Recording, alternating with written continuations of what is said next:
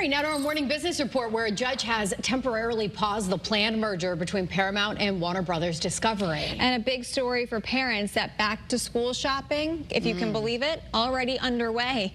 Channel 3's Jane King live with the New York Stock Exchange with all those stories for us. Good morning, Jane.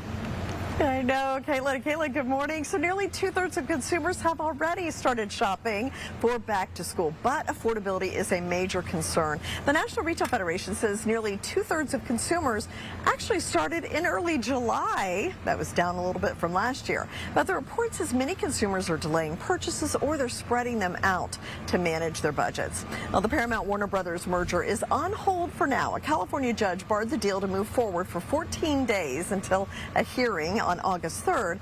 12 Democrat state attorneys general, led by California, have sued to block the deal, arguing it would harm consumers and reduce competition.